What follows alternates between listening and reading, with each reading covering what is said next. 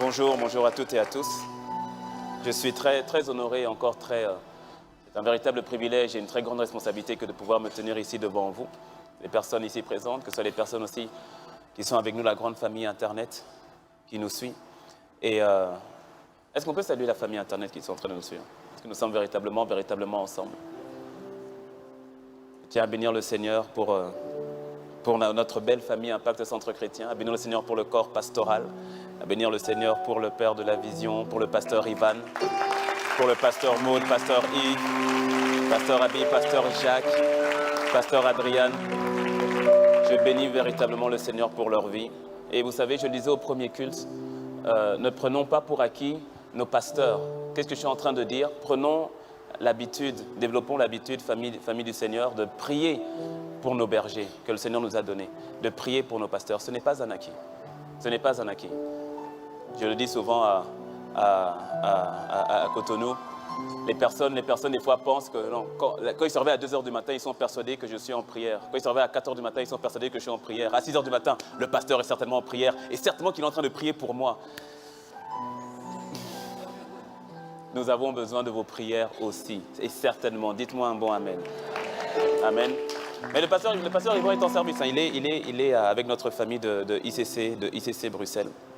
Amen. Et vous avez le bonjour. Vous avez le bonjour de votre famille de Cotonou. Vous avez le bonjour de votre famille de Lomé. Votre famille de Porto Novo. Porto Novo, c'est au Bénin, un pays de l'Afrique de l'Ouest. Lomé, c'est au Togo, un pays de l'Afrique de l'Ouest aussi. Et si Dieu fait grâce, si Dieu me fait grâce de revenir une prochaine fois, peut-être que je pourrais rajouter le bonjour de la famille de Boïcon, le bonjour de la famille de Ouida, le bonjour de la famille de Parakou, le bonjour de la famille de Kara. Il y a quelque chose qui se passe dans la francophonie. Dis-moi un bon Amen. Il y a quelque chose qui se passe dans la francophonie. Dis à ton voisin, ne reste pas en marge. La chaise rouge sur laquelle tu es assise est déjà assez rouge comme ça. Il y a quelque chose qui se passe dans la francophonie. Lorsque l'on voit ce que Dieu est en train de faire, si on doit rassembler les différents campus, c'est pas loin déjà de 2000 personnes qui se rassemblent dans la présence du Seigneur. Quelqu'un dit un bon Amen. Le nombre de vies changées, le nombre de vies métamorphosées, c'est impressionnant. Et quand je pense que Dieu n'est qu'au commencement, quand j'y pense. Tu vois, je le dis, à Cotonou, je le dis, et je le redirai encore. Lorsque je te parle de Cotonou, pour ceux qui connaissent, quand je dis Cotonou, tu penses à... Non, dis-le. Tu as pensé à Vaudou.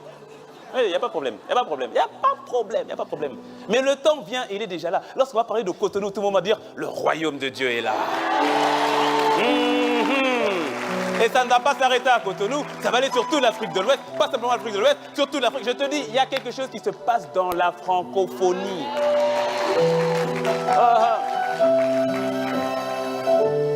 Et c'est pour cela que nous rendons grâce, parce que ce feu est parti de la capitale de Paris. Dis-moi moi-même. Yes. Ne reste pas en marge, ne sois pas spectateur de ce que Dieu est en train de faire. Quand Dieu agit, toi aussi choisis d'agir. Alors, en cette période de fête de fin d'année, et après 3 magnifiques semaines de jeûne et prière sur ce thème ô combien important de la prière fervente, sur lequel nous étions aussi, et à Cotonou et à Lomé, sur le même thème de la prière fervente. Et en cette période de fin d'année, on va voir, si vous sortez, vous allez dans les rues, vous verrez que ce soit dans les rues, dans les supermarchés, dans les magasins, dans les grandes avenues, qu'il y a effervescence, il y a de plus en plus de monde pour faire les cadeaux. Faire les cadeaux de Noël, les cadeaux de fin d'année, les cadeaux aux personnes qu'on aime. Et lorsque vous regardez à cela, lorsque vous regardez à cette foule, à cette masse, si vous regardez bien avec les yeux de l'esprit, vous allez alors discerner que malgré ce semblant d'effervescence, il y a un véritable problème. Vous allez regarder que même lorsque tu croises une personne qui sort avec un caddie rempli, mais le caddie est peut-être rempli, mais le cœur a l'air d'être totalement vide. Vous voyez plein de cadeaux, mais quelque part, vous sentez une forme de souffrance. C'est si tu regardes, si tu prends le temps de t'arrêter et de regarder. Si tu prends le temps de t'arrêter et d'écouter. si tu prends le temps de t'arrêter et de connecter, alors tu verras que derrière l'euphorie, derrière les sapins de Noël, derrière les guirlandes, derrière les lumières, tu verras qu'il y a, malgré tout, un grand cri. Il y a une véritable détresse. Les médias, j'ai vu il y a 2 jours, je pense que le budget moyen du français en France pour les cadeaux sera de 350 € pour faire les cadeaux. Là, il y a ton voisin qui dit, ils ne m'ont pas consulté pour faire ça parce que... Mais en ce temps-ci, s'il y a un cadeau dont les gens ont besoin, dont le monde a besoin, c'est de Dieu lui-même. Dis-moi un bon amen. Dis-moi un bon amen. Matthieu 24, je vais lire directement le verset 12. Matthieu 24, verset 12, ce n'est pas notre texte de base, mais c'est juste pour introduire. Matthieu 24, verset 12 nous dit « Et parce que l'iniquité se sera multipliée, la charité du plus grand nombre se refroidira. » La version parole vivante de ce passage dit « Comme les gens vivront de plus en plus sans foi ni loi et que le mal se fera des progrès constants, l'amour du plus grand nombre se refroidira. » Et lorsque nous regardons de plus près, lorsque nous analysons le monde tel qu'il est, effectivement, tu verras que l'amour s'est véritablement refroidi. La méfiance est devenue une référence ou une base dans la relation avec autrui. L'amertume, l'individualisme, la haine, la critique, toutes ces choses commencent à poser des bases dans la relation avec autrui. Le monde est en train d'aller dans ce chemin-là. Mais la tragédie, c'est lorsque cette gangrène touche l'Église. Lorsque cette gangrène attaque l'Église, alors là, il y a un problème. Alors là, il y a une alerte. Et quand je parle de l'Église, je ne parle pas de ces 4 murs. Quand je parle de l'Église, je parle de toi et de moi. Quand je parle de l'Église, je parle de nous qui avons reçu Christ en nous. Nous sommes l'Église faite de pierres vivantes. Lorsque dans l'Église, ou lorsque l'Église adopte cette attitude, alors là, on peut vraiment crier, on peut vraiment sonner l'alarme. La Bible, rappelle-toi, est l'histoire du royaume. Ce n'est pas l'histoire de l'Église. Lorsque l'Église est centrée sur l'Église, il y a un problème. Lorsque l'Église commence à fonctionner de la même manière, c'est-à-dire je me recroqueville aussi, je m'occupe de moi, ma femme, mes enfants, mon mari, et qu'elle se recroqueville sur elle-même, et qu'elle n'est plus sensible aux besoins des autres, qu'elle n'est plus sensible aux cris d'alerte de l'autre, alors il y a un problème. La Bible n'est pas l'histoire de l'Église, c'est l'histoire de son royaume. L'Église est l'agence gouvernementale au travers de laquelle Dieu a choisi souverainement de répandre son royaume sur terre. Mais l'Église ne peut pas être tournée sur elle-même. La lumière doit briller dans le monde. Elle ne doit pas briller là où il y a déjà de la lumière. On n'a pas besoin de plus de lumière, par exemple, dans cet auditorium. C'est déjà assez éclairé. La lumière doit briller là où il y a besoin de lumière. La lumière doit briller là où il y a les ténèbres. Or, lorsque l'Église se recroqueville sur soi, lorsque l'amour s'est refroidi, alors qui emmènera cette lumière là où la lumière doit briller? Si l'amour du plus grand nombre se refroidit, cela veut dire qu'il y a un reste qui n'a pas été gagné par cette gangrène. Si l'amour du plus grand nombre se refroidit, cela veut dire qu'il y a un nombre qui ne s'est pas refroidi. Ma prière, c'est que toi et moi, nous fassions partie de ce nombre-là, dont l'amour ne s'est pas refroidi. Dis-moi un bon amen.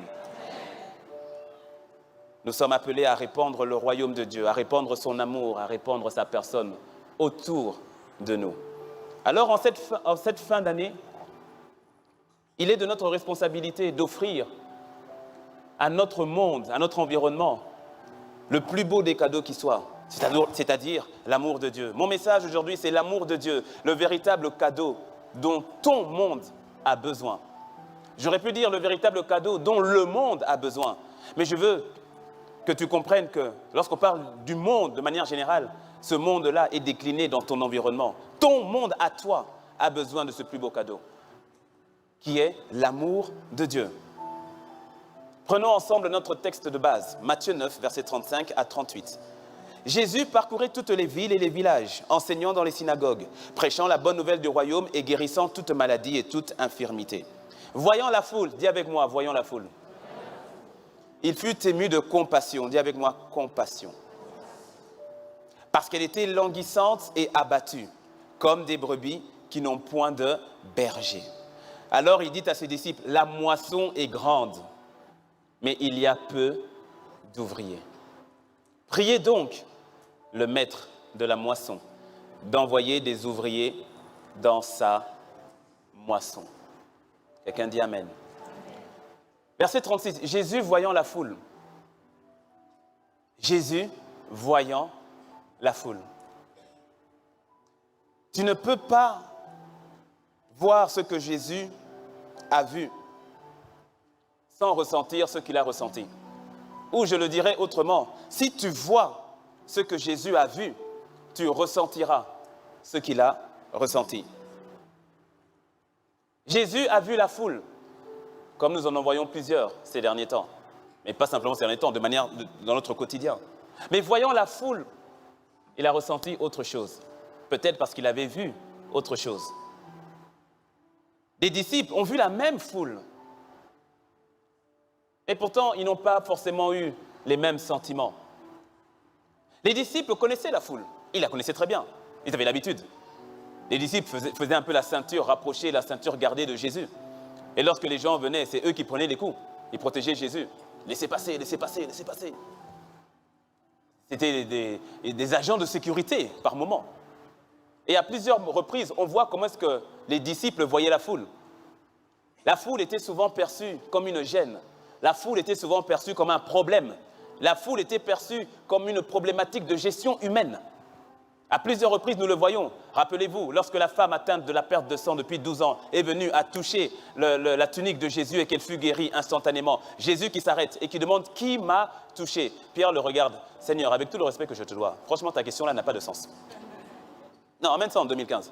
Avec tout le respect que je te dois, ta question n'a pas de sens, Seigneur. Tu ne vois pas toute la foule qui te presse? Tu ne vois pas, tu touches. Regarde, je saigne, tu ne vois pas que je saigne. J'ai reçu un coup de poing pour te protéger. Et maintenant, tu demandes qui t'a touché. Vous voyez que pour les disciples, la foule c'était une gestion en fait.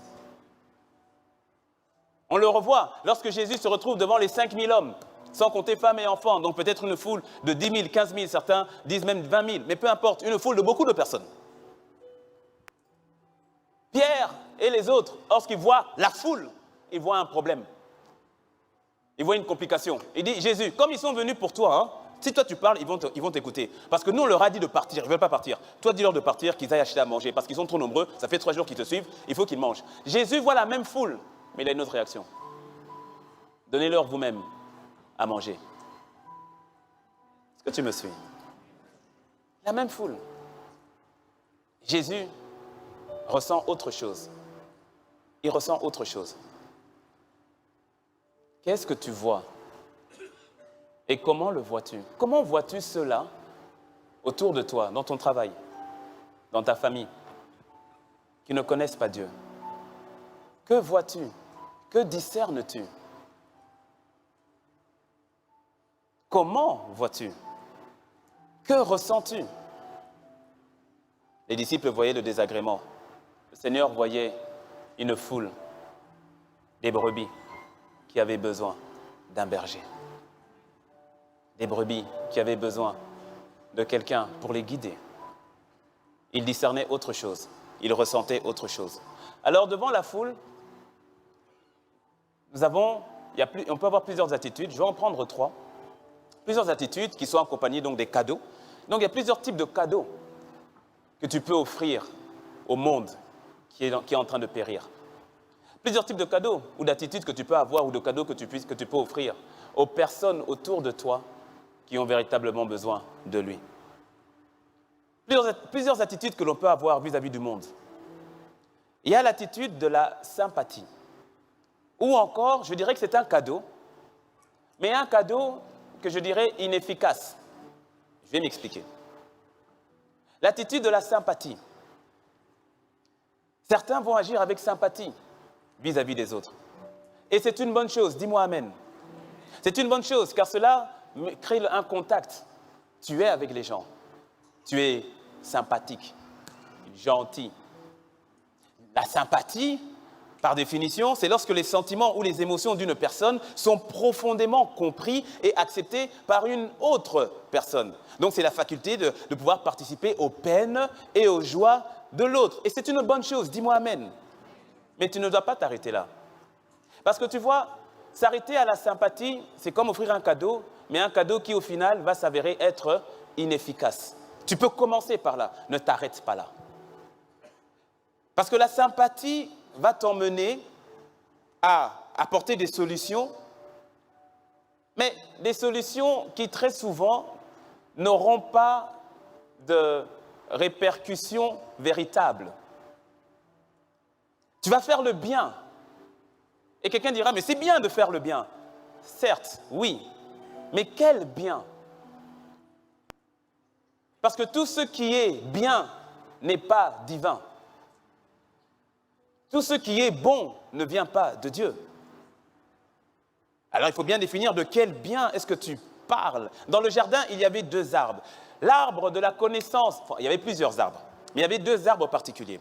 Il y avait l'arbre de la connaissance du bien et du mal et l'arbre de vie. Et Dieu dit à Adam, tu peux manger de tous les fruits dans l'arbre, sauf le fruit de l'arbre de la connaissance du bien et du mal. Alors c'est intéressant de voir que Dieu interdit à Adam de manger le bien. Ah, ton voisin n'avait pas vu ça comme ça. Il dit, dans cet arbre-là, il n'y a pas que le mal, il y a le bien. Je ne veux pas de ce bien-là. Très souvent, nous donnons à Dieu du bien que lui, il refuse.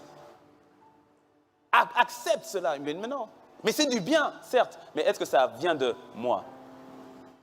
Est-ce que ça sort de moi? Je ne te dis pas de ne pas faire le bien, mais comprends qu'il y a le bien divin et il y a le bien humain. Est-ce que tu me suis?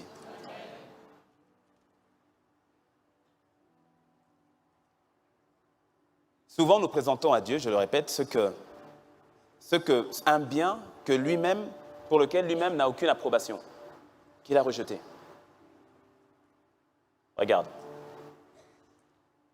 Écoute, être la gentillesse, la gentillesse n'est pas un fruit de l'esprit. Dis-moi amen. Ça ne veut pas dire qu'il ne faut pas être gentil, okay? Mais ce n'est pas un fruit de l'esprit. Parce que tu vois, des fois, quand on fait le bien selon nous, quand tu prends l'exemple de... C'est Élie ou Élisée? À chaque fois, je me pose... c'est Élie, avec la veuve de Sarepta. Élie. Zé. Élisée. C'est ce que j'ai dit, Élisée. Voilà. Avec la veuve de Sarepta. Dieu dit... Non, c'est Élie. C'est Élie, vous voulez m'embrouiller? C'est Élie. Merci Saint-Esprit, c'est Élie. Élisée, c'était avec les 2 enfants qu'on voulait vendre. Voilà. Élie, avec la veuve de Sarepta. Dieu lui dit, va. C'est la famine, hein? Dieu lui dit, va, je vais te nourrir. Va chez une veuve, je vais te nourrir. Bon, je pense que Élie a dû se dire, bon, je vais aller chez une veuve qui, franchement, son mari vient juste de mourir, elle a un grand héritage. Non, parce que toi, tu connais la fin de l'histoire. Il arrive, et puis il arrive chez la veuve, il dit, il faut me donner à manger. Il dit, hé, moi, il ne me reste plus que ça, là, je fais le gâteau, je mange, mon fils et moi, et puis on meurt. Quelqu'un de bien aurait dit, oh, c'est vrai, c'est tout ce qui te reste. Oh là là. Non, Dieu, vraiment, comment Dieu peut faire ça? Non, Dieu, t'es pas bien. Non, vraiment, moi, je suis quelqu'un de bien. Non, mange ton gâteau. Vraiment, fais ton gâteau pour toi et pour ton fils. Il aurait fait le bien. Parce que quelqu'un va dire, c'est méchant de prendre le gâteau. Non, sois franc avec toi-même. C'est-à-dire, mais c'est méchant. Méchant selon qui? Est-ce que tu me suis? Et très souvent, nous faisons ce genre de bien en pensant bien faire. Ça vient de la connaissance du bien et du mal. Est-ce que tu me suis? Et donc, on peut faire du bien. Et ce n'est pas mauvais, mais ne t'arrête pas là. Va là où Dieu t'attend.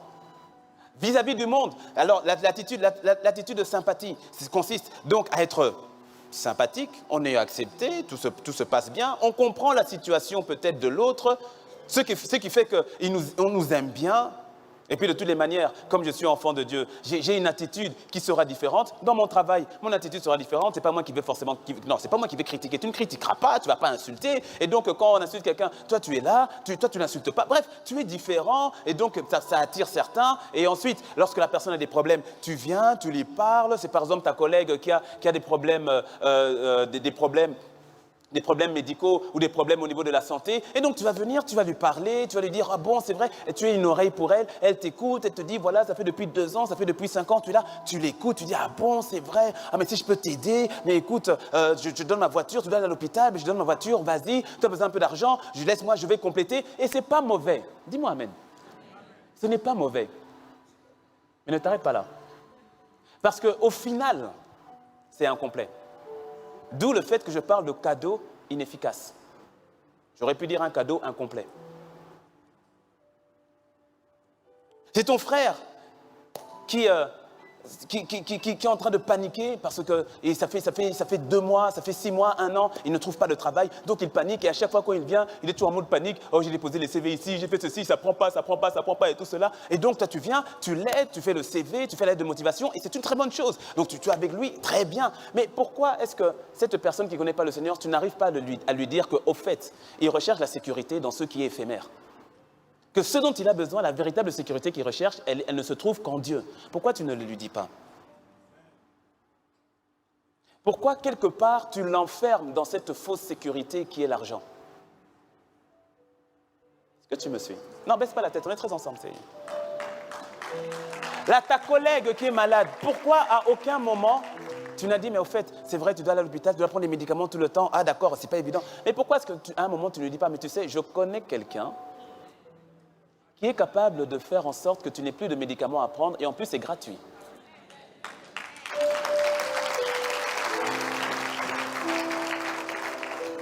Pourquoi ne pas faire le pas de plus? Pourquoi? Je le répète, c'est ainsi que beaucoup d'enfants de Dieu peuvent être appréciés dans leur milieu parce qu'ils sont forcément différents. Ils savent ressentir les besoins des autres, la peine des autres, dans leur famille, dans leur travail, leur école, l'université et autres. Mais au final, ces personnes qui sont dans ton monde, si tu t'arrêtes à la sympathie, au final, tu ne les as pas aidés. Au final, tu les as laissés tels qu'ils étaient. Tu as peut-être mis un pansement quelque part, mais tu n'as pas emmené de guérison véritable. Et cette guérison, elle est en toi. Christ en toi. Le Saint-Esprit, Christ en toi. Tu as tout cela en toi. Qu'est-ce qui nous bloque? Oh, il y a plusieurs choses. Le temps étant imparti, laisse-moi te dire une seule chose. La peur. Parce qu'une personne qui est très sympathique, par définition, est une personne qui recherche l'approbation des hommes. Elle a peur d'être rejetée. Elle a peur d'être cataloguée. Elle a peur d'être mise de côté. Elle a peur d'une forme de persécution, en fait. Et donc, elle va chercher à se conformer afin de demeurer acceptée. Et donc, elle voit, et quand on est dans cette attitude, tu ressens la peine de l'autre. Tu sais que tu pourrais l'aider, mais tu dis, mais si je lui parle de ma foi, qu'est-ce qu'il va penser, qu'est-ce qu'il va dire et tout ça. Non, Seigneur, et tu vas prier, et tu vas peut-être prier. Mais il y a un moment où l'on prie, et il y a un moment où on agit. Mais lorsque tu as prié, il est temps de parler. Lorsque tu as prié, il est temps de prier pour que la personne soit guérie. Est-ce que tu me suis? Ne te réfugie pas dans une prière indéterminée. Il y a le temps pour la prière, il y a le temps pour l'action. Quelqu'un a dit, lorsque je suis dans ma chambre, je prie, je suis à genoux et je prie comme si tout dépendait de Dieu. Lorsque j'ai terminé de prier, je sors et j'agis comme si tout dépendait de moi.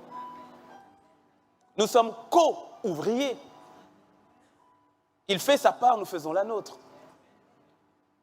Mais très souvent, cette peur qui nous arrête. Et pourtant, la Bible le dit, et tu connais le passage. Nous connaissons le passage, la Bible qui dit, vous n'avez pas reçu un esprit de crainte ou encore un esprit de peur, mais un esprit de force, un esprit d'amour, un esprit de sagesse, un esprit de force, de puissance, d'amour et de sagesse. Tu n'as même pas à prier pour recevoir cet esprit-là. Il est en toi, le Saint-Esprit en toi. Il est déjà là. Cet amour est déjà là. Cette force est déjà là. Cette sagesse, elle est là. C'est pour cela, quand tu ressens la peur, comprends que la peur est un esprit, donc la peur, ce n'est pas toi. Donc quand tu ressens la peur, fais une dissociation, ce n'est pas moi. Lorsqu'il y a la peur, tu te retournes, tu dis esprit de peur. Esprit de peur, je t'interdis, je te réprime dans le nom de Jésus. Va-t'en! Tu ne me retiens pas. L'amour agit. La peur paralyse. Que l'amour de Dieu soit manifeste dans ta vie comme jamais auparavant dans le nom de Jésus. Dis-moi un bon amen. La peur du rejet. Comment est-ce que les gens peuvent te rejeter? Ce n'est pas possible. Écoute.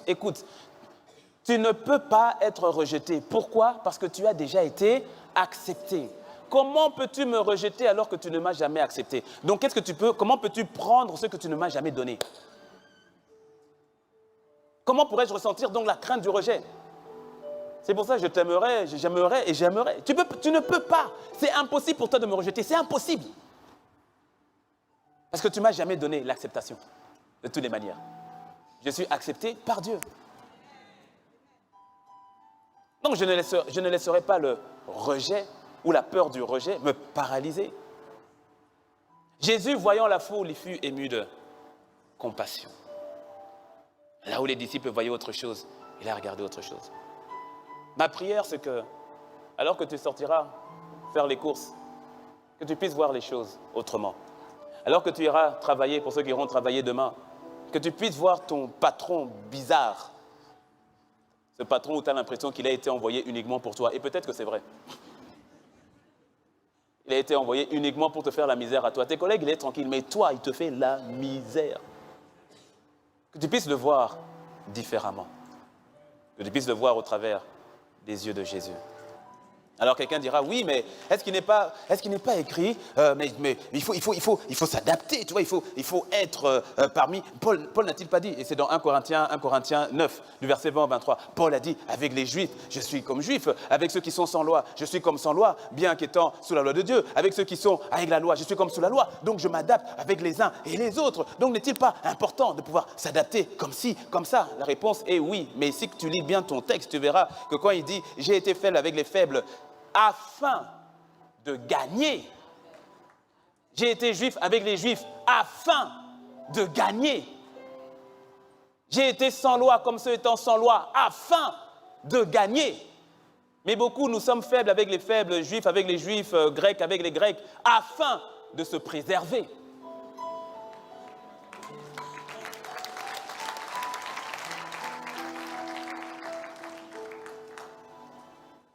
Que cela ne soit plus ton partage, si c'est ton cas, dans le nom de Jésus. Dis-moi un mot, amen. Je vois une lumière qui va se répandre dans Paris, dans l'Île-de-France, d'une manière incroyable. Incroyable. Non, mais attends. Tu crois que les prières ferventes qui ont été faites, c'est simplement pour qu'on se dise, wouh, super. Il y a un temps où l'on prie. Il y a un temps maintenant où on agit. Il y a un boulevard qui s'est présenté devant nous. Un boulevard. Où nous travaillons à ciel ouvert, où nous témoignons à ciel ouvert. Nous sommes de véritables lumières. De véritables lumières. Quand j'ai parlé de ce message à ICC Cotonou, et c'était sur une série un soir, c'était un jour de semaine, un soir. Et quand j'ai terminé là-dessus, c'est le frère qui me racontera plus tard. On a un frère, un monsieur, un papa qui est retraité, et qui était au cadre dans les fonctions à Cotonou, un haut fonctionnaire. Et quand j'ai terminé ça, il me raconte. Il me dit, attends, quand j'ai écouté, il y a eu une sainte colère. En fait, d'abord, je me suis senti comme coupable. Mais après, non, c'était plus la culpabilité, c'est comme après une sainte colère. Je me suis senti interpellé. Et au lieu de rentrer chez lui, il est parti chez son ami. Son ami d'enfance, son ami de longue date, qu'il connaît depuis longtemps. Lui aussi, je crois aussi la soixantaine passée, lui aussi. Il est parti chez lui. Et cet ami-là, il se connaît depuis longtemps, mais depuis 20 ans, il se connaît depuis plus de 20 ans, mais depuis 20 ans, le monsieur, le frère à l'église, l'a accompagné dans sa maladie. Il avait une maladie au niveau des reins, dialyse, hein, quand on parle de problème c'est ça, hein, de dialyse, voilà. Et donc depuis 20 ans, et il a été avec lui pendant ces 20 années. Il a suivi, C'est-à-dire, il a vu comment est-ce qu'il a dépensé son argent pour aller en France, comment il a dépensé son argent pour aller aux États-Unis, comment il a dépensé son argent dans les hôpitaux, dans les... Il a vu, et pendant les 20 ans, il était là, il donnait aussi, il prêtait de l'argent, il aidait. C'est son ami, c'est son ami. Mais la situation s'est empirée, au point où il était devenu complètement, quasiment alité. Il faisait des mouvements vraiment restreints. Il était devenu quasiment alité. Il est parti le voir. Il est arrivé et il lui a dit, mon ami, je suis venu, il dit, pourquoi tu viens tard comme ça? Qu'est-ce qu'il y a un problème? Il dit oui. D'abord, je suis venu te demander pardon. Il dit, je suis venu te demander pardon. Parce que pendant longtemps, je t'ai volé. Pendant longtemps, je ne t'ai pas proposé la véritable solution. Aujourd'hui, Jésus va agir. Il dit, je vais prier pour toi. Et il a prié pour lui. Et quand il prie pour lui, il dit, essaie maintenant de t'asseoir. Et son ami qui se redresse. Il dit, ah, c'est bizarre ce que je ressens là. Son ami qui se redresse. Il dit, comment tu te sens? Il dit, je sais pas. C'est comme si je me sens mieux et tout. Ah bon? Il prie encore. Il dit, maintenant, essaie de marcher. Essaie de te mettre debout. Puis son ami qui se met debout. Il dit, mais qu'est-ce qui m'arrive? Qu'est-ce qui m'arrive? Il dit, vas-y, essaie de marcher. Et son ami qui n'arrivait même plus à marcher comme tel, qu'il était tellement la maladie l'avait rongé, son ami commence à marcher dans le salon, à marcher. Et à complètement marcher. Il dit, mais qu'est-ce que tu as fait? Mais qu'est-ce que tu as fait? Mais qu'est-ce que tu as fait? Le frère était comme ça, il commençait à pleurer. Son ami qui le regarde, qui commence à pleurer. Tous les deux, ils se prennent dans les bras, ils commencent à pleurer. 5 minutes pour 20 ans. « 5 minutes pour 20 ans. » Il m'a dit, pasteur, c'est-à-dire et puis il m'a dit, pasteur, c'était mon cas, j'étais avec lui, je l'accompagnais, j'ai toujours été là. Quand il partait, sa famille, ses femmes, ses enfants, j'étais toujours là. J'aidais. Mais au fait, ça n'a pas porté de fruits. Et pourtant, j'avais la solution. Et quand il me dit, il dit, et pourtant, j'avais la solution, moi, depuis toutes ces années. Depuis toutes ces années.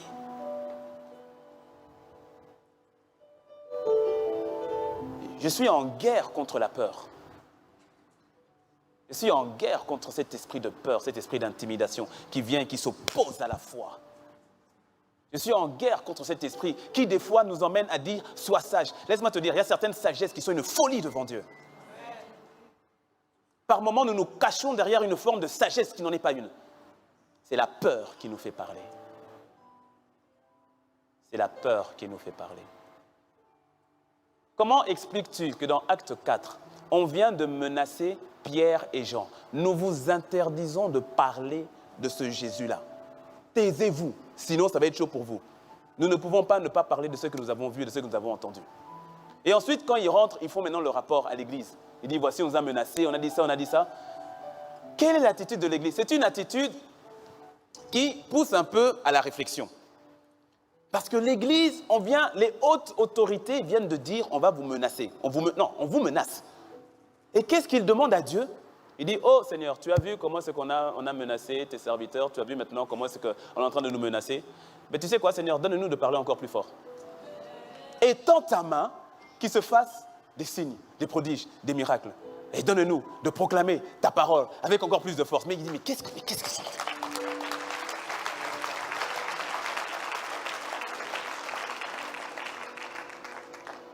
Et vous n'avez pas compris, ils sont en train de vous menacer. Et vous voulez parler encore plus fort? Et le lieu où ils étaient trembla. Ça montre à quel point le Seigneur était d'accord avec cela. Et la Bible dit, ils sont sortis et le Seigneur, ça s'est multiplié encore. Est-ce que tu me suis? Je suis en guerre contre cet esprit de peur qui paralyse, qui bloque. L'Église parfois ressemble à une prison ambulante qui retient le Saint-Esprit à l'intérieur. Là où Dieu veut parler, là où Dieu veut guérir, là où Dieu veut agir, là où Dieu veut libérer, là où Dieu veut faire. Et c'est comme si nous le retenons. Non, non, ne bouge pas. Reste là, reste là, reste là. Que cet esprit de peur lâche ta vie dans le nom de Jésus. Nous n'avons pas reçu un esprit de peur, mais un esprit de force, un esprit d'amour, un esprit de sagesse. Parce que pendant ce temps-là, c'est pour cela, tu vois, l'amour du plus grand nombre se refroidira. Parce que pendant ce temps-là, nous ne pensons qu'à nous-mêmes.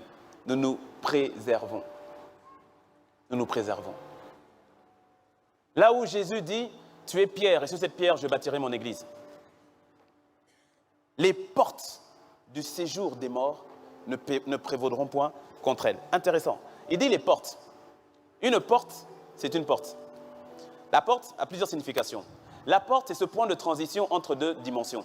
C'est le point de transition entre deux réalités. La porte ici, c'est la porte qui est à ma gauche, par exemple, et le point de transition entre l'environnement de l'auditorium et l'environnement du couloir. Donc, quand tu passes une porte, tu viens de passer dans une autre dimension, dans une autre réalité. La porte de ta chambre sépare la réalité de ta chambre, ton intimité, avec peut-être ton salon. Donc, la porte est une transition. Et Jésus dit, les portes de l'enfer, les portes du séjour des morts ne pourront pas arrêter mon église. Ça veut dire qu'il voit l'église comme une église conquérante.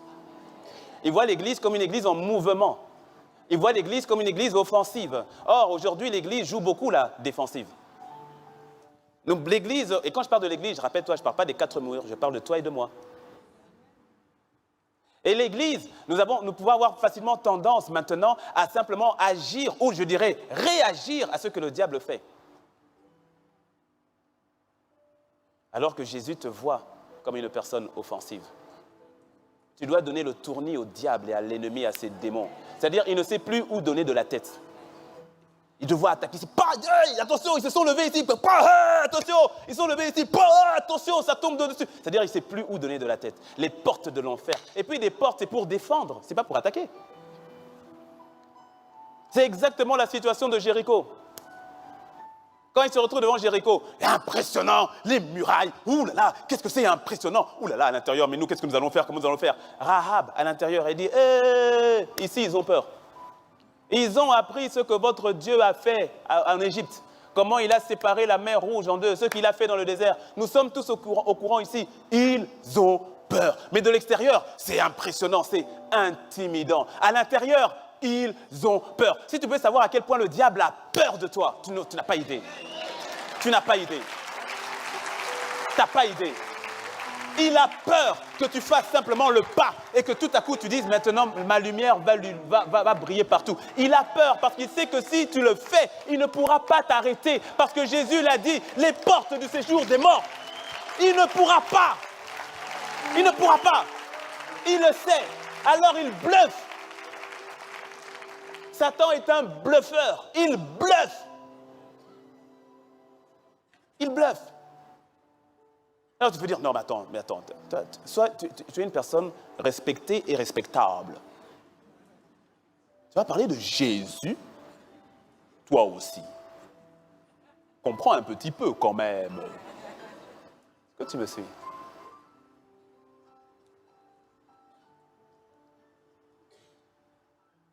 Dis-moi un bon amen. Il y a le cadeau ou l'attitude, la pitié. Il y a le deuxième cadeau, donc de la sympathie, pardon. Donc je répète, commencez par là. Ok, ne t'arrête pas là. Dis-moi amen. Ne t'arrête pas là. Ensuite, il y a l'autre attitude ou l'autre cadeau. L'attitude qu'on peut avoir vis-à-vis du monde, c'est la pitié. Ou que j'ai dit, cadeau dangereux. Il y a un cadeau dangereux. Pourquoi? J'explique. On peut agir avec pitié vis-à-vis de la foule. Et donc ressentir une forme de pitié par rapport aux gens qui se meurent. Ok. Par rapport à ceux qui ne connaissent pas le Seigneur. D'accord. On peut ressentir une forme de pitié. Mais attention, c'est subtil. Parce que tu vois, qui a de la pitié pour l'autre suppose qu'il est forcément en position de supériorité. Et c'est là où ça peut être dangereux.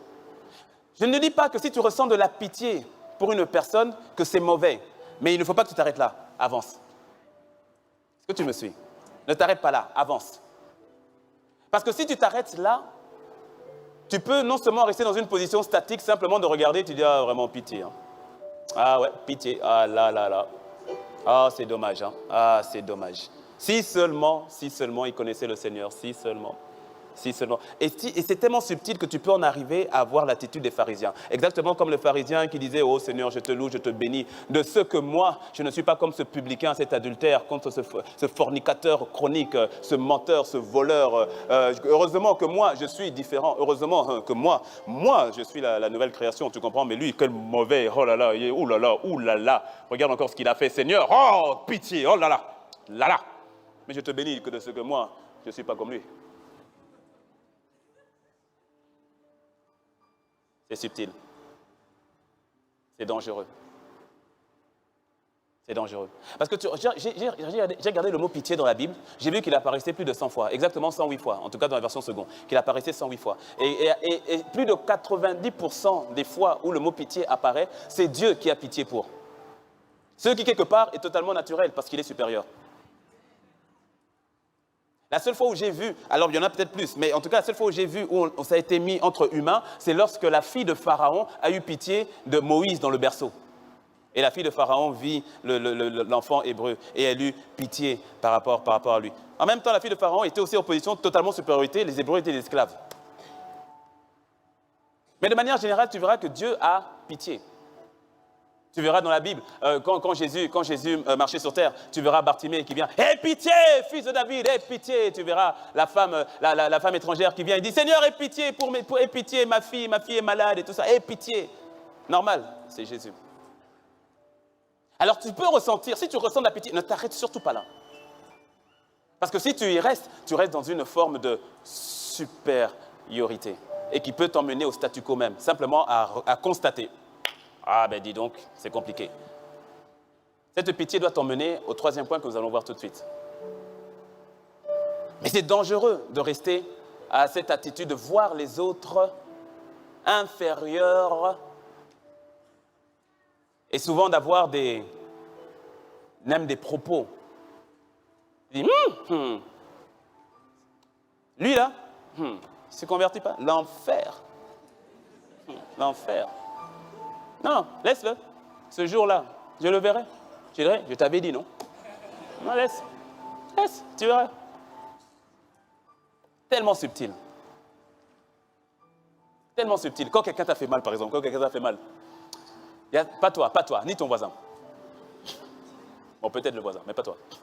Quand quelqu'un t'a fait mal, il y en a certains, ils te mènent la vie dure depuis si longtemps, 2 ans, 3 ans, ils te font du mal, intentionnellement, ils te font du mal. Puis quelque part, tu dis, ce jour-là,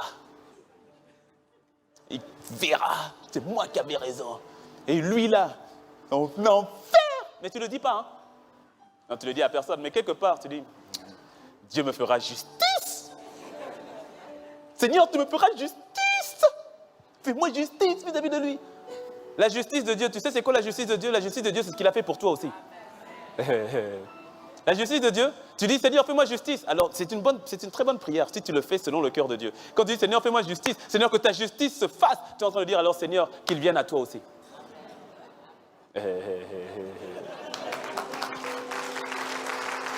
C'est le cœur. C'est le cœur de Dieu. Dieu ne se plaît pas à la perte de l'humanité. C'est son cœur. C'est son cœur. Tu n'as pas idée à quel point le Seigneur recherche des personnes sur terre qui ont son cœur. Tu n'as pas idée. La vérité, c'est que Christ en toi, tu as son cœur. Manifeste-le. C'est tout. Il recherche ceux-là qui coopèrent avec son cœur, qui en arrivent à voir les choses, non pas comme le monde le voit, mais comme lui le voit. Laisse-moi te dire, dans cette foule, il y avait des brigands, il y avait des prostituées, des gens de mauvaise vie, il y avait des escrocs, il y avait des voleurs, il y avait des violeurs. Il y avait toutes sortes de personnes dans cette foule. Ce n'était pas une foule agréable. Ce n'était pas une foule parfaite. Il y avait toutes sortes de personnes. Il y avait aussi des gens bien, qui ne faisaient pas de problème. Mais dans tout ça, là, c'était des personnes qui avaient des problèmes. Et Dieu les voit, Jésus les voit. Il fut ému de compassion. Parce qu'il se dit, pas étonnant qu'ils soient dans cette situation. Ils n'ont pas de berger. Ils n'ont pas de... Un chien aboie. Un chat miaule. Un pêcheur pêche. Est-ce que tu me suis? Il est tellement facile de... Tu vois, au fait, j'ai parlé de 3. En fait, là, je parle de trois attitudes ou de 3 cadeaux. Il y a un 4e que je n'ai pas cité. Parce qu'au fait, c'est un cadeau empoisonné qui s'appelle la condamnation. L'aptitude à condamner le monde. C'est-à-dire, Dieu n'a pas encore jugé, toi tu condamnes. Dieu n'a pas encore baissé son marteau, bam, toi tu dis non, laisse-moi t'aider Seigneur, je vais bam, condamner. Parce que ça, c'est un cadeau empoisonné. La condamnation. Il est tellement facile de regarder le monde qui se meurt, de regarder les choses mauvaises qui arrivent, et puis de se déresponsabiliser totalement en disant, ah là là, vraiment, Seigneur, ah, tu vois là, eh là là, vraiment eux là, l'attitude de condamnation. C'est tellement facile de condamner ton père ou ta mère ou ton frère, ta sœur qui ne connaît pas le Seigneur à cause de tout le mal qu'il t'a fait ou tout ce qu'il a fait contre la famille, et de dire, en tout cas, toi et Dieu, quand Dieu va te saisir, tu vas comprendre. C'est tellement facile. C'est tellement facile. Et pourtant, ce n'est pas le cœur de Dieu. Et on n'a jamais dit que c'était facile.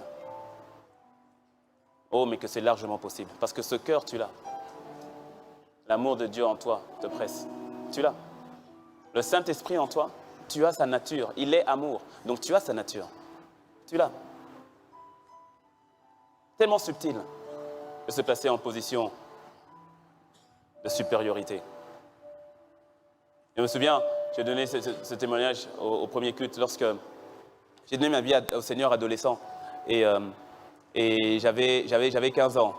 Je suis allé en Afrique du Sud pour la première fois pour 2 semaines en vacances avec mes sœurs. On est parti en Afrique du Sud et c'est là que j'ai rencontré celui qui allait devenir mon beau-frère, c'est-à-dire le mari de ma grande sœur. Moi j'avais 15 ans. Et il était en Christ, il était chrétien. Quand je suis arrivé, non. Il est arrivé. Ah, ça va, oui, il s'est dit, ok, très bien. Quelques jours après, tu vas où? Non, je vais au cinéma. Tu vas au cinéma? Mais toi, tu vas au cinéma? Bon, ce que tu regardes, ça t'édifie? Est-ce que ça emmène Dieu en toi?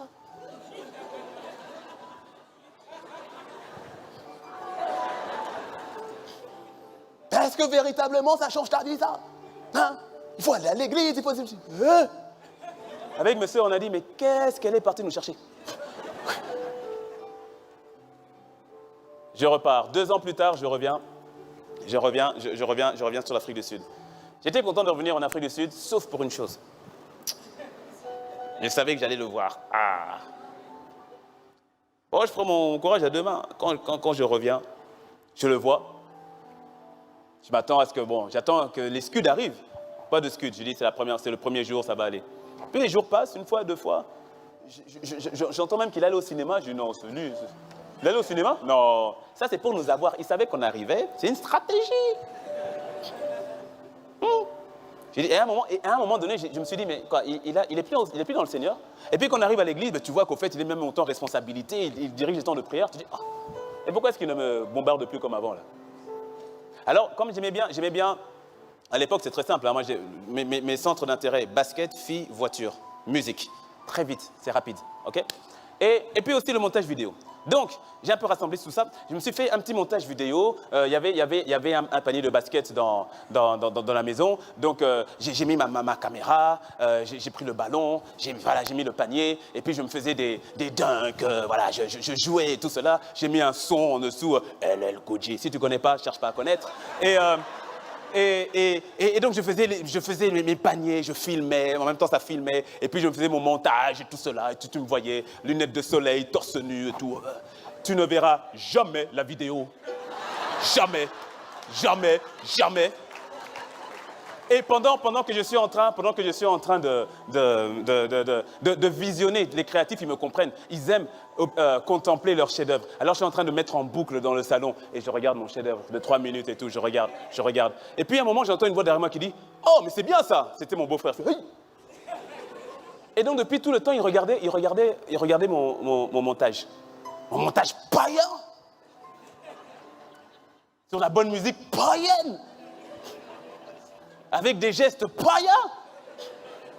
J'ai dit, aujourd'hui, je suis mort. Donc, je me suis déjà mis en mode attaque, je suis prêt. Donc, j'attendais qu'il dise quelque chose. Et puis, il dit, mais c'est très fort ce que tu as fait. J'ai dit, hein? Et puis, il me dit, mais non, mais franchement, mais tu as du talent. J'ai dit, hein? Il dit, mais comment tu as fait ça avec si peu de matériel et tout cela? Ah, j'étais content. Je lui ai dit, attends, je vais t'expliquer, mais viens, je t'explique. Ah, je lui ai dit, mais tu vois, j'ai fait ceci comme ça, j'étais content, j'ai fait ça. Et puis il m'a encouragé, il m'a dit, mais franchement, tu as du talent. Tu devrais même penser à faire cela plus tard. Pour la petite histoire, après j'ai fait une école de publicité. Pour la petite histoire. Mais il m'a encouragé. Et puis moi, j'ai dit, mais oh. Et puis il est parti. Il n'a rien dit sur LL Cool J. Il n'a rien dit sur mes scènes bizarres et tout. Bon, en partant, il m'a juste un peu fait, mais par contre, dans ton truc là, bon. C'est tout. Il est parti. Il y a quelque chose qui avait changé. Cette attitude de supériorité qu'il avait, partie. Mais je savais qu'il n'avait pas changé. Dans son cœur, quand je dis pas changé, c'est-à-dire était en Christ. C'est l'attitude, la manière qui avait changé. Mais le fond, je savais qu'il était toujours en Christ. Hein, et puis, à un moment donné, effectivement, quand on parlait, une semaine après, on était en train de parler, et puis à un moment, il me pose des questions, mais sinon, on t'a dit, avec Jésus, c'est comment? J'ai dit, mais je savais que ça allait arriver, je savais. Mais, sauf que là, j'avais baissé les barrières. Est-ce que tu me suis? Il m'a dit, mais en fait, avec Jésus, c'est comment? J'ai dit, oh non, tu sais, quand tu dribbles à gauche, à droite et tout cela. Mais il m'a donné des conseils. Mais non, écoute, tu es jeune, c'est important, il faut voir ça comme un nouveau départ et tout cela. Bref, quelques semaines après, j'ai donné ma vie au Seigneur. Ça a contribué. Est-ce que tu me suis?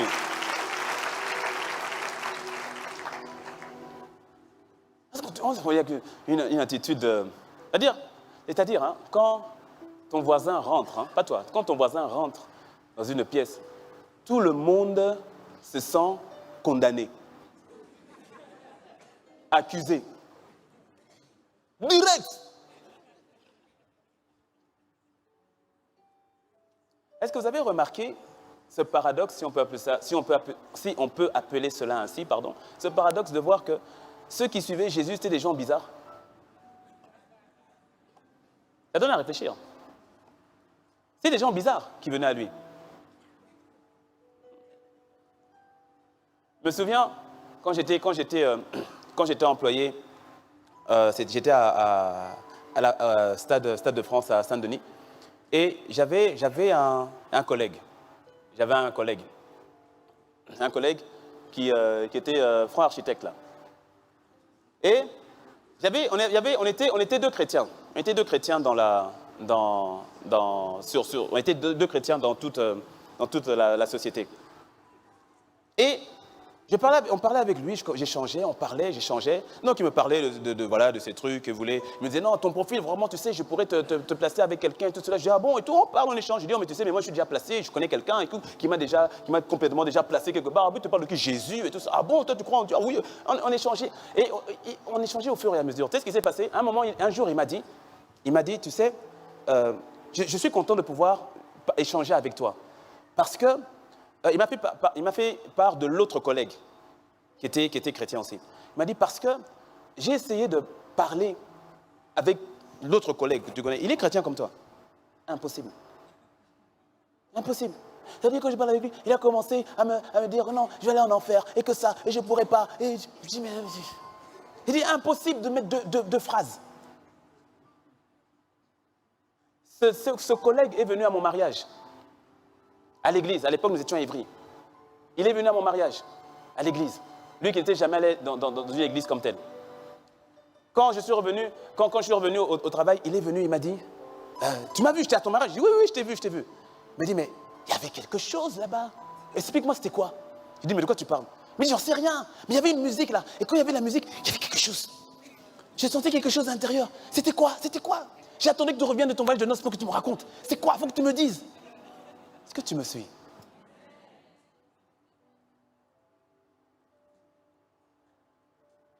Est-ce que tu as remarqué que Jésus a quitté là où il était pour venir à ton niveau? Des fois, quittons là où nous sommes pour descendre au niveau des gens là où ils sont. Non.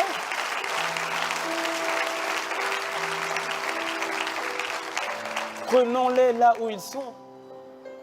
Billy Graham l'a très bien dit. Dieu nous aime tels que nous sommes, mais il nous aime tellement qu'il ne nous laisse pas tels que nous sommes. C'est très bien, c'est magnifique. Billy Graham, qui est si on peut parler de l'évangéliste par excellence de contemporain, on parlerait de Billy Graham. C'est magnifique comme phrase. Dieu nous aime tels que nous sommes, mais il nous aime tellement qu'il ne nous laisse pas là où nous sommes. Tu vas prendre les gens là où ils sont. Tu te mets à leur niveau.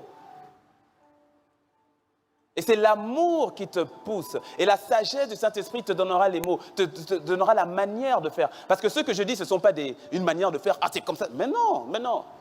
Chaque circonstance a ses spécificités. C'est pour cela que nous avons reçu un esprit de sagesse. Et un esprit d'amour et de puissance. Ne prends pas les gens d'en haut. Prends-les là où ils sont et emmène-les par la grâce de Dieu au Seigneur. Mais va là où ils sont. Est-ce que tu me suis? J'étais à Carrefour Hier? Avant-hier. Avant-hier, j'étais à Carrefour. Et hier aussi. Hier, c'est pas une bonne idée, mais bon. J'étais à Carrefour avant-hier. Et en sortant de Carrefour, je vois un monsieur à la porte avec une béquille et avec un joint. Ce n'est pas une cigarette, c'était un joint qu'il avait bien. Hein. Et quand je passe et je le vois, je fais demi-tour. Je reviens. Oui, je te donne ce témoignage-là pour que tu ne dises pas « Ah, en Afrique, ça chauffe. » Non, non, non. Dieu n'est pas africain, Dieu n'est pas européen, Dieu n'est pas américain. C'était à Carrefour. Tu connais Carrefour, non? Ok. Et donc, je reviens sur mes pas.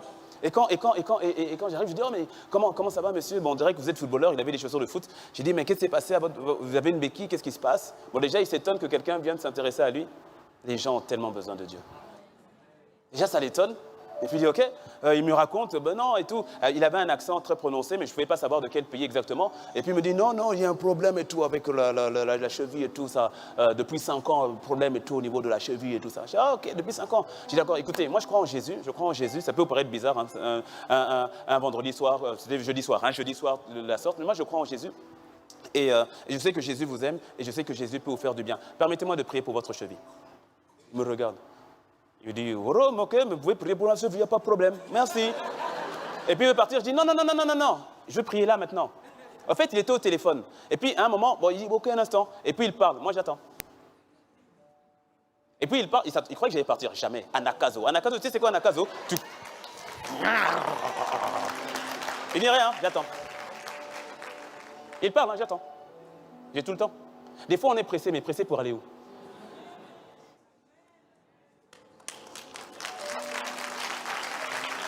« 15 minutes de ta vie qui peut changer l'éternité d'une autre personne, je pense que ça vaut le coup. » J'attends. Tout le monde court. Non, j'ouvre la parenthèse. Tout le monde court, mais tout le monde court pour aller où? Tout le monde. Quand quelqu'un vient de Paris, il marche très vite. À un moment, j'avais même développé l'attitude à marcher, c'est-à-dire je comptais dans ma tête, tu sais, comme les soldats, tu sais, 1, 2, 1, 2, 1, 2, 1, 2. Et je me souviens, lorsque je suis parti en Afrique, on m'a dit, pasteur, tu marches vite! Tu marches vite! Je dis, comment ça, je marche vite? Je marche normalement. Mais il dit, non, tu marches trop vite! Ralentis! Je dis, mais non, mais c'est normal, c'est normal. On court pour aller où? On est pressé! Pressé pour faire quoi? Et tout le monde se croit, j'ai pas le temps, t'as pas le temps, mais tu fais quoi de ton temps? Je vais faire la parenthèse. Donc j'attends. Et puis à un moment, il parle et puis il dit, bon ok, bon la prochaine, au revoir. Je dis, non. Non. Il dit, non. Ça prendra qu'une minute. Et puis je vois qu'il parle à son ami, genre, j'ai pas compris, j'ai pas eu l'interprétation des langues, mais genre, bon, j'ai un gars ici, il me fatigue, bon, écoute, je m'en débarrasse et puis je te reviens. Hein? Donc il vient. Et puis je dis, je vais prier pour votre cheville. Et puis il dit, bon, ok, d'accord, allez-y. Je me penche et je prie pour la cheville. Seigneur, je te remercie. J'ai oublié son prénom. Je te rends grâce pour un tel. Seigneur, je prie maintenant que cette cheville soit guérie maintenant dans le nom de Jésus. Cheville, tu es guérie maintenant par l'autorité du nom de Jésus. Je me relève. Je dis, allez-y, essayez la cheville.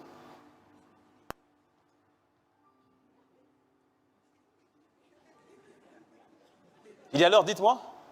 Il dit pas, il parle pas. Et puis il dit non, c'est bien. Je dis mais c'est bien, ça veut dire quoi? C'est bien, ça veut dire c'est mieux, vous sentez moins, c'est plus. Enfin, dites-moi, mentez pas, dites-moi. Et puis il dit non, c'est bien, c'est bien. Mais c'est bien, ça veut dire quoi? Et puis il me serre la main. Et puis il dit merci. Je dis dites-moi, merci. Non, mais la cheville, dites-moi. Il dit je ne ressens plus, merci. Et puis directement il s'ouvre. Il dit non, il est arménien, il est là en tant que réfugié politique, on les a mis dans des conditions difficiles et tout ça. Directement, il a commencé à s'ouvrir. Est-ce que tu me suis? Les gens cherchent Dieu. Les gens ont besoin de Dieu. Et c'est là qu'il me dit non, que Jésus, effectivement, bon, il est né dans une famille chrétienne et tout, mais que là, vraiment, ce qui s'est passé là, il fait, c'est Dieu. Là, vraiment, c'est Dieu. Vraiment, merci et tout. Et puis, ça fait quel plaisir de le voir repartir en tenant sa béquille. Est-ce que tu me suis? Depuis 5 ans. Et quand je dis ça à quelqu'un qui dit, ah ouais, ça c'est l'onction pastorale. Non!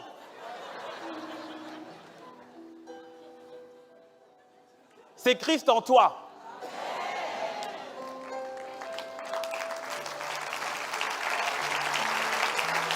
La puissance de Dieu est libérée là où on en a besoin. Et c'est l'amour de Dieu qui libère la puissance de Dieu. N'as-tu jamais remarqué, lorsque, par exemple, il y a un enfant qui est bloqué sous une voiture, la maman voit son enfant sous la voiture. On ne peut pas expliquer comment. La maman va déplacer la voiture. Elle va déplacer la voiture. Elle va déplacer. Qu'est-ce qu'il a fait de placer la voiture? L'amour qu'elle a pour son enfant. Il y a une puissance dans l'amour de Dieu. Une véritable puissance. C'est ça. C'est pour cela, même ce magnifique miracle de la naissance des enfants. Si on enlève la péridurale, la douleur, normalement, bon, si tu n'as pas encore eu des enfants, sois fortifié, ça va aller. Mais la douleur, les scientifiques disent que la douleur, au moment de l'apogée, là, c'est pas pour te faire peur, hein, ma soeur, mais au moment de l'apogée, là, la douleur est semblable, je ne sais plus si j'ai le chiffre exact, mais on est à peu près comme à la sensation de 20 os brisés. Non, vraiment que le Seigneur vous bénisse, hein, les femmes.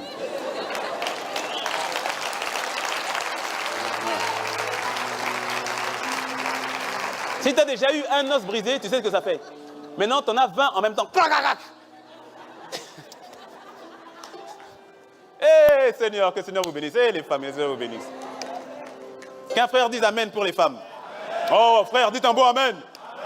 Qu'un frère dise Amen pour sa maman. Voilà.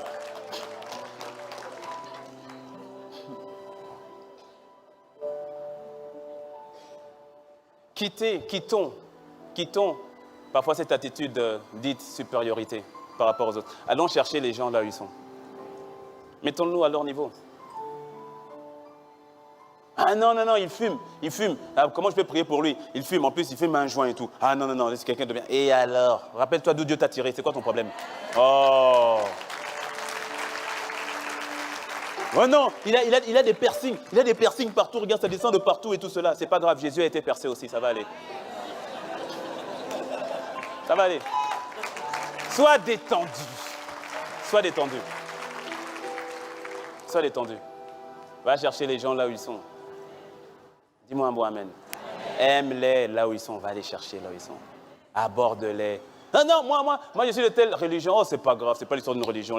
Dernièrement, j'étais revenu de Brazzaville. J'arrive à Brazzaville et j'arrive à Cotonou et à l'atterrissage, j'entends une sœur qui m'appelle pasteur. Je me retourne et je vois qu'elle venait d'ouvrir une nouvelle boutique de téléphonie. Et puis elle dit non, pasteur, vous pouvez venir pour prier pour la boutique et tout ça. Je dis il n'y a pas de problème. Donc je prie pour la boutique. Et puis je vois qu'il y avait ses collègues, ses employés, ses 4 employés qui étaient de l'autre côté. Je dis tu me permets d'aller saluer tes employés hein? Elle dit oui, pasteur, il n'y a pas de problème. Je dis ok, j'arrive. Je rentre dans la salle. Bonjour tout le monde, comment vous allez? C'était des jeunes. Il y avait une dame et 3 jeunes, 2 femmes, 2 garçons. Je dis salut tout le monde, comment vous allez tout cela? Ouais, très bien. Alors ça va, ça se passe le travail et tout ça, pas de problème et tout. Non, ça va. Bon, comme ils ont vu que j'étais avec leur patronne, donc ils sont obligés de me parler.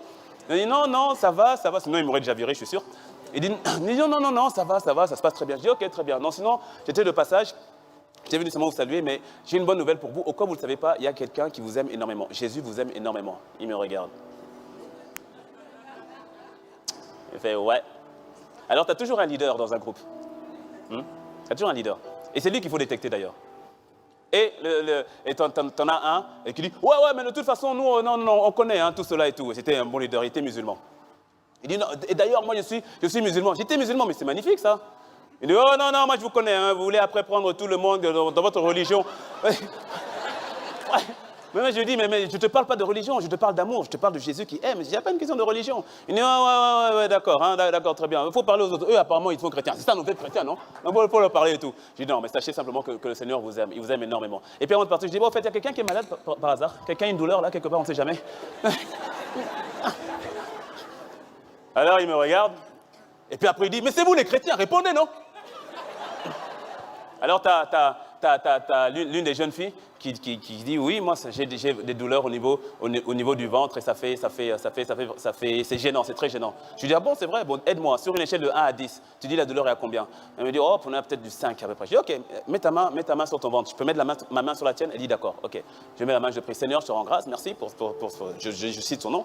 Et douleur au niveau du ventre, tu t'en vas, je t'ordonne, va-t'en maintenant, par l'autorité du nom de Jésus, pars. Mais pourquoi?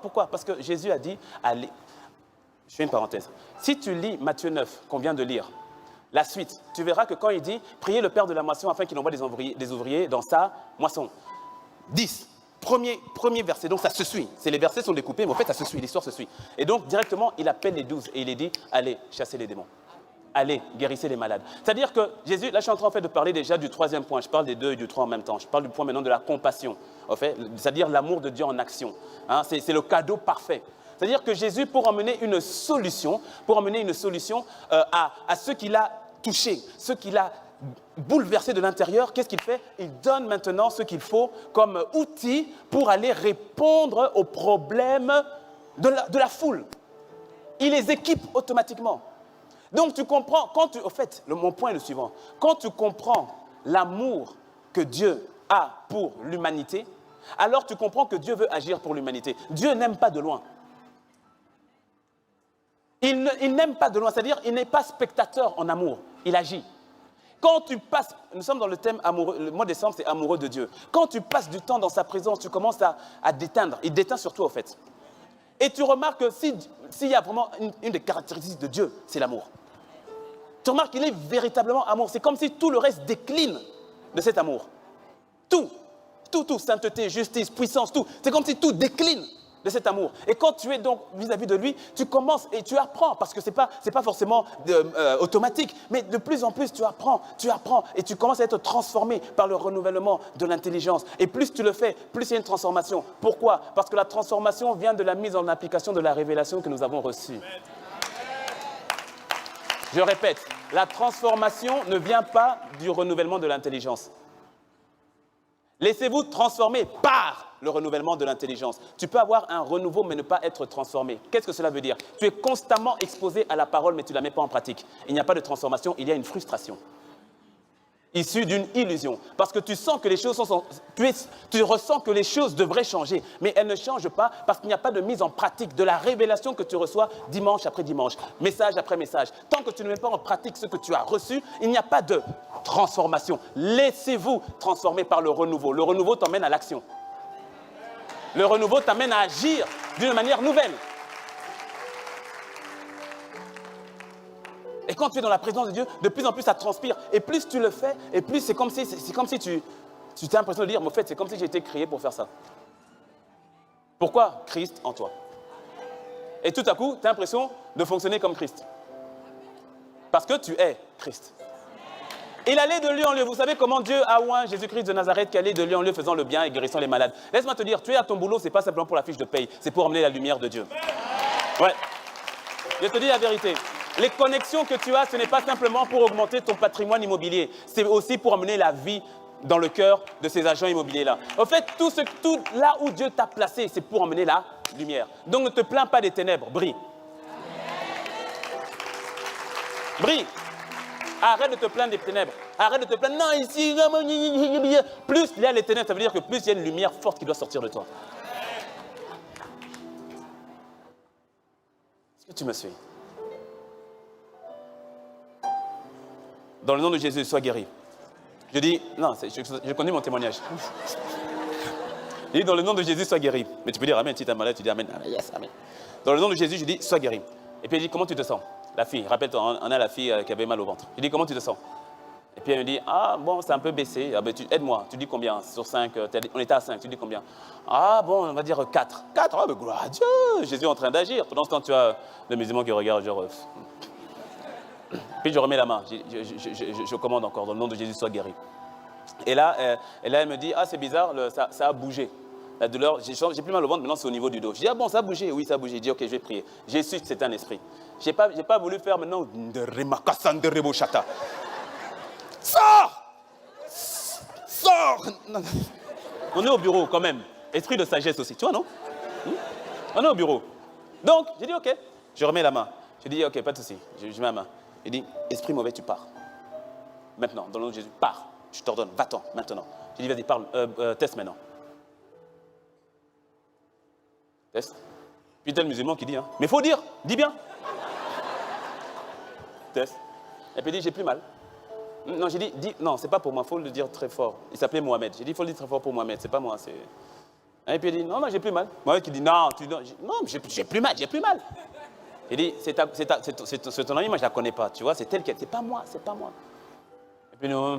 Et puis avant de sortir, je dis, bon, les autres ça va, pas de problème. Et puis t'as une qui dit, moi c'est au niveau du poignet. Elle dit, c'est au niveau du poignet, je me suis foulé le poignet et tout. Et ça fait mal, elle dit, ça fait très mal, je ne peux même pas bouger le poignet. Combien sur 10, aide-moi. Elle dit, au moins 7 sur 10. Je dis, à 7, c'est que ça fait vraiment mal. Je dis, ok, donne le poignet. Seigneur, dans le nom de Jésus, merci, elle s'appelait Rose. Merci Seigneur pour Rose, merci pour ton amour pour elle. Dans le nom de Jésus, maintenant, sois guérie totalement. Poignet, reviens à ta place. Douleur, tu t'en vas maintenant. Bouge le poignet. Elle bouge. Oh, qu'est-ce qu'il y a? Non, ça a baissé, hein. C'est-à-dire, on va dire 3. Gloire à Jésus, redonne ton poignet, hop. Seigneur, je te dis merci pour ton amour, merci pour ce que tu es en train de faire. Merci parce que la guérison est totale, complète. Maintenant, dans le nom de Jésus, sois guéri. Mais pourquoi je fais ça? Vous imposerez les mains aux malades et les malades seront... Maintenant, dans le nom de Jésus. Puis elle bouge. Elle dit, hey! Elle dit, pas à moi, Mohamed. Elle bouge. Je dis, mais non, il n'y a pas. C'est bon, je ne ressens plus.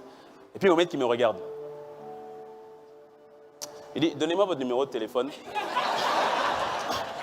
Il dit, parce que moi, il faut que ce soit moi.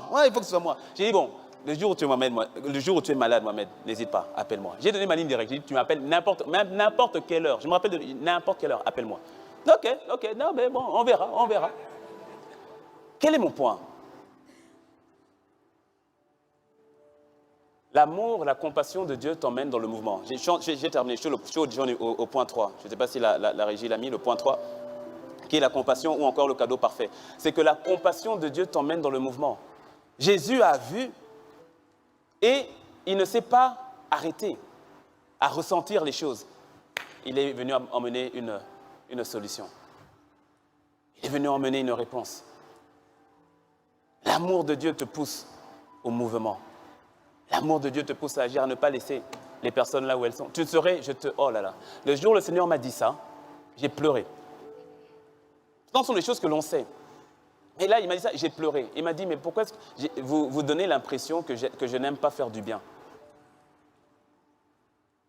Vous donnez l'impression aux gens que je n'aime pas faire du bien. Et puis il m'a dit, mais lis ta Bible.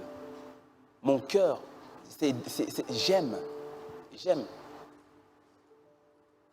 Je vous aime, vous, et j'aime ceux qui sont perdus. J'aime. C'est mon cœur.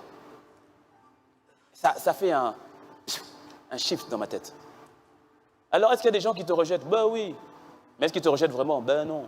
Rappelle-toi, tu ne peux pas être rejeté puisque tu es déjà accepté. Oui. Est-ce que tout le monde est guéri à 100%? Non. Mais tu serais étonné de voir le nombre de personnes qui sont guéries. Beaucoup, franchement, c'est plus d'une personne sur... Et encore, c'est énorme. C'est énorme. Ce qui fait que je me dis, c'est l'amour. Dieu veut guérir. Et je prierai pour les personnes qui ont besoin. Les personnes qui sont oppressées. Je prierai pour que l'oppression s'en aille. Les personnes qui n'arrivent pas à dormir la nuit. Mais ben, Dieu, le Seigneur en toi est une réponse. J'agirai de la sorte. Je ne laisserai pas. L'amour de Dieu est en mouvement. La compassion, elle agit. Est-ce que tu me suis?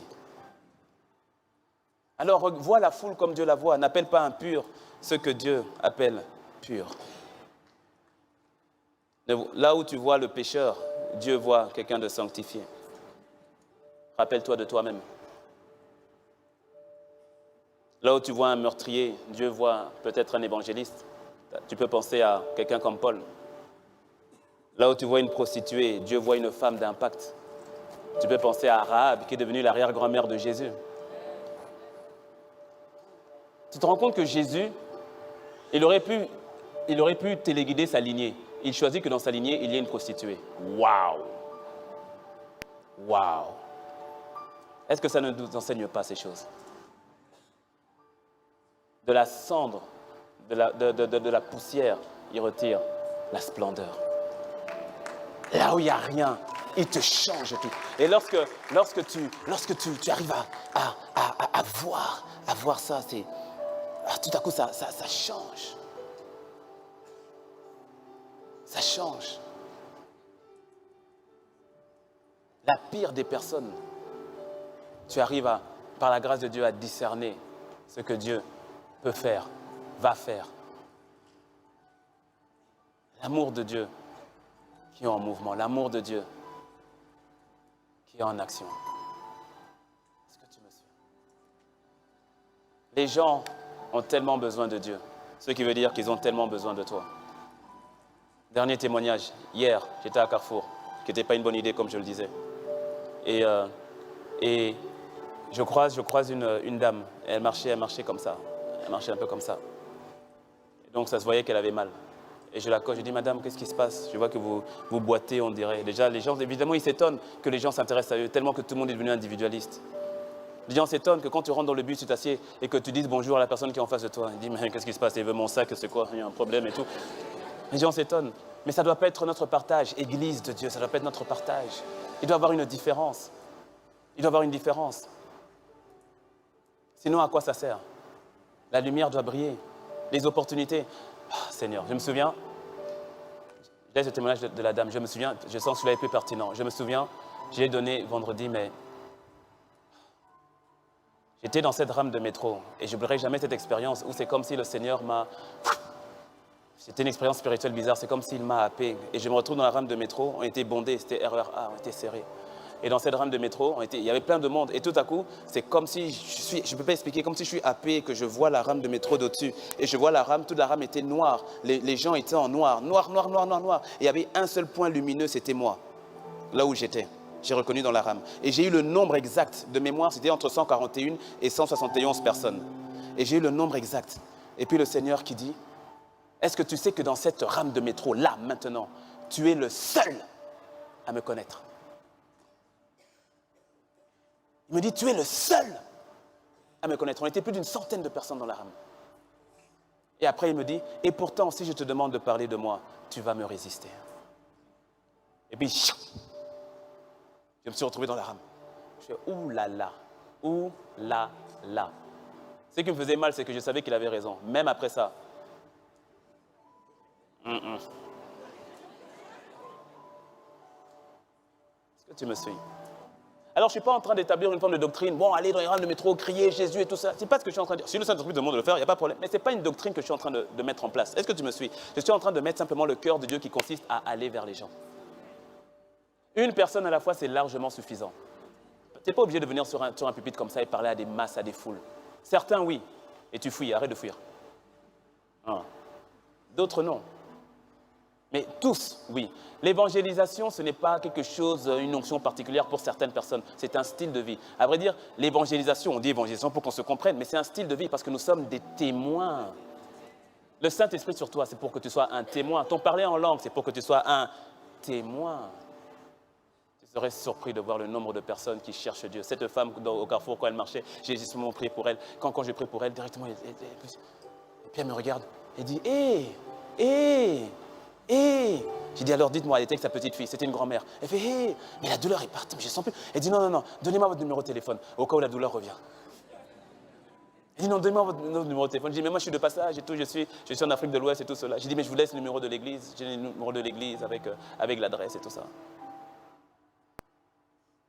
Les gens t'attendent. L'amour de Dieu en action. La sympathie, ok, t'arrêtes pas là. La pitié, attention, mais ne t'arrête surtout pas là. Va au domaine de la compassion. Inclinons la tête et prions. Mante kebro shata basata. Mante brebo sheta. Ayaba osata ba sheta. Seigneur, ton cœur en nous, c'est ton cœur qui bat pour les nations. C'est ton cœur qui bat pour les familles. C'est ton cœur qui bat. C'est ton cœur qui bat à travers de nous. Donne-nous d'aimer comme toi tu as aimé. Donne-nous de voir la foule comme toi tu la voyais. Donne-nous de ressentir ce que tu as ressenti afin que nous puissions agir comme tu as agi. Nous te le demandons, nous te le supplions. Seigneur, fais-le. Le temps, c'est maintenant. Cette église qui a un impact. Cette Église qui est la lumière du monde. Cette Église qui emmène un changement total et radical. Cette Église, c'est mon frère, c'est ma sœur. Cette Église qui doit faire un changement total et radical. Seigneur, fais-le, car le temps c'est maintenant. Oh, donne-nous de voir ce que tu vois. Que nous soyons transformés par le renouvellement de notre intelligence.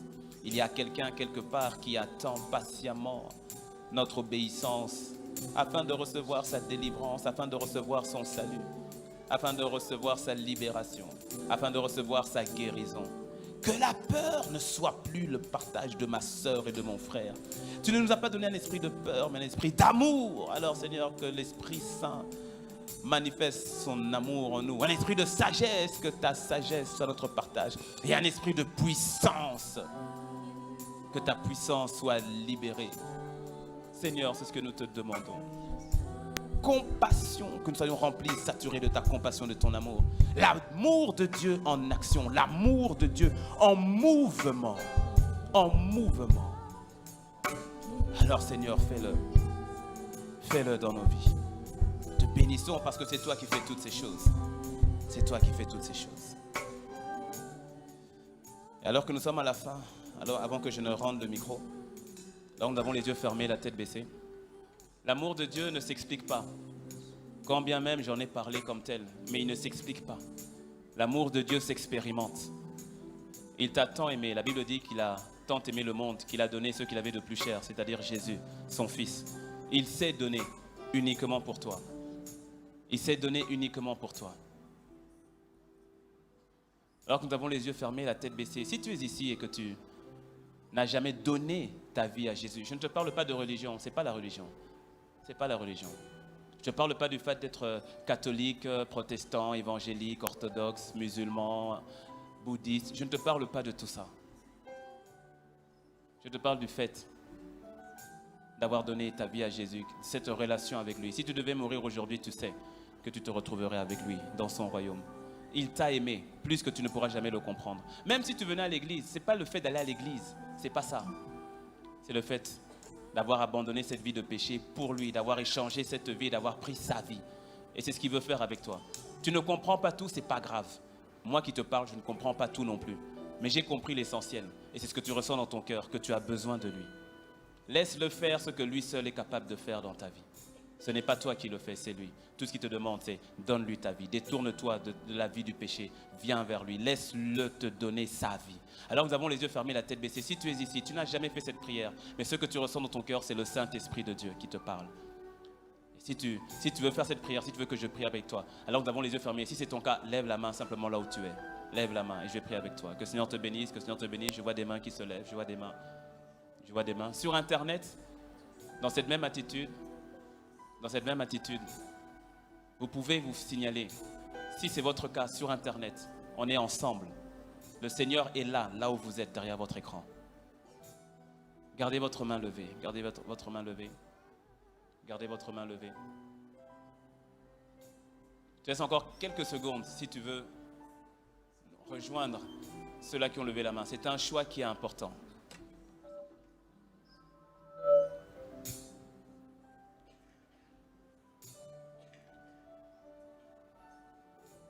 Vous êtes nombreux à avoir levé la main. Vous êtes nombreux. Vous êtes nombreux. Je te demande un dernier effort. Un dernier effort. Prends tes affaires, viens devant. Je vais prier pour toi. Vous êtes nombreux. Venez devant. Prends tes affaires, viens devant. Je vais prier pour toi. C'est une décision importante. Est-ce qu'on peut acclamer le Seigneur pour nos bien-aimés? Encourageons nos bien-aimés.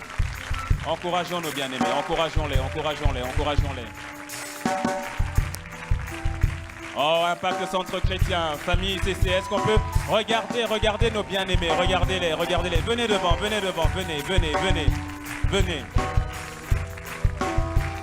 Les personnes sur Internet, vous pouvez cliquer sur la bannière appel au salut. Cliquez sur la bannière appel au salut sur Internet.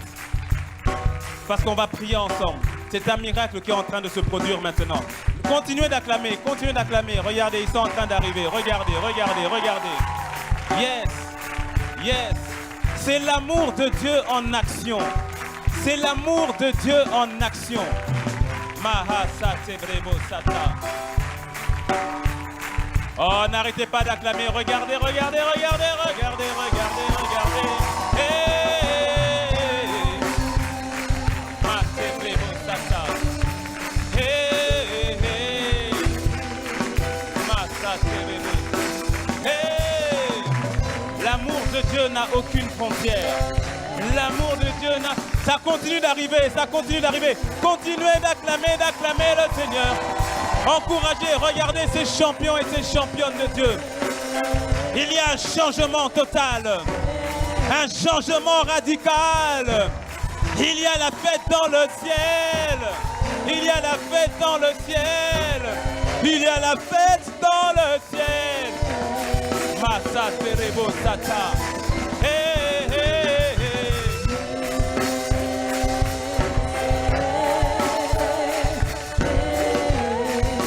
Mantebrebo Sata.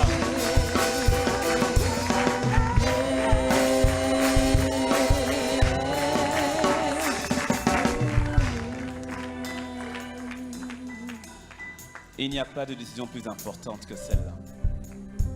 Il y avait un avant, il y aura un après.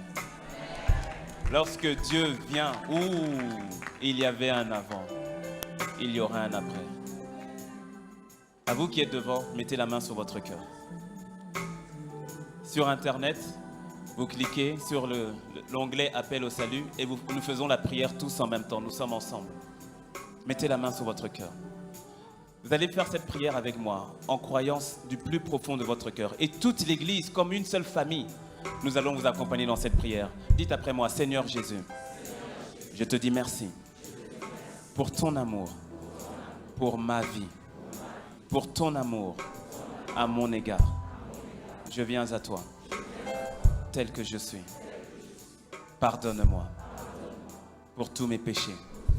Pardonne-moi pour ma vie passée. Mais aujourd'hui, je choisis de revenir à toi. Prends ma vie, prends toute ma vie. Sois mon Seigneur, sois mon Sauveur. Je te dis merci parce qu'aujourd'hui, maintenant, je deviens enfant de Dieu. Je suis accepté de Dieu. Je suis citoyen de ton royaume. Je suis né de nouveau. Je te dis merci pour ton amour, pour ma vie. Satan, je renonce à toi. Je renonce à tes œuvres. Je renonce au péché. Ma vie appartient à Jésus et à Jésus seul. Saint-Esprit, conduis-moi dans toute la vérité. Merci Seigneur. Restez debout, je vais prier pour vous. Seigneur, merci pour la vie de nos bien-aimés. Merci pour ton amour incommensurable. Toi qui ne condamnes pas. Toi qui ne condamnes pas. Merci pour ce miracle. Les mots nous manquent. Il n'y a pas de plus beau miracle que celui-ci. Lorsque une seule âme revient à toi. Lorsque une seule âme revient à toi. Tu transformes littéralement leur vie. Complètement, totalement. Comme jamais. Ce que toi seul es capable de faire. Je te le recommande entre tes saintes mains. Saint-Esprit, ils t'appartiennent. Conduis-les sur le sentier de la justice. Conduis-les sur le chemin de la vérité. Ils sont à toi. Le diable n'a ni part ni lot dans leur vie. Les choses anciennes sont passées. Voici, toutes choses deviennent nouvelles. Je te les recommande à ta grâce. Dans le précieux, magnifique nom de Jésus. Quelqu'un dit un bon amen. Est-ce que quelqu'un peut dire un bon amen? Pour nos bien-aimés sur Internet, pour vous qui avez fait la prière, merci de remplir le formulaire et nous allons vous recontacter. Sur Internet, remplissez le formulaire afin qu'on puisse vous recontacter. Est-ce qu'on peut acclamer le Seigneur? Bien-aimés, suivez le pasteur Peggy sur la gauche. On veut vous remettre quelques supports juste sur la gauche et vous allez revenir dans 2-3 minutes. Allez-y, sur votre droite, sur votre droite. Est-ce qu'on peut acclamer le Seigneur? Est-ce qu'on peut acclamer le Seigneur? Est-ce qu'on peut acclamer le Seigneur? Amen, amen, amen, amen.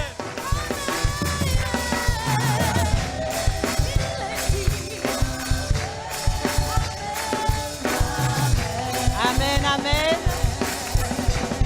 Amen.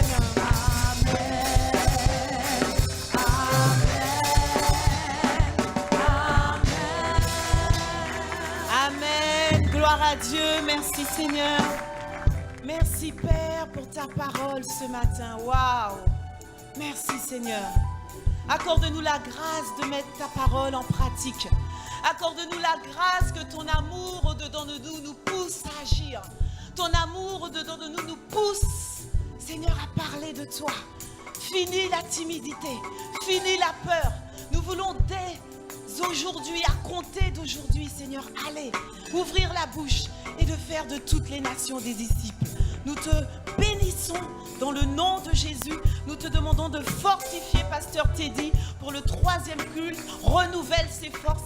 À toi la gloire, à toi la puissance, à toi l'honneur, dans le nom magnifique de Jésus. Amen, amen. Est-ce que nous pouvons encore acclamer bien fort celui qui est, celui qui était, et celui qui vient et qui agit encore aujourd'hui au travers de son amour dans nos vies et dans la vie de chacun d'entre nous. Amen. Amen.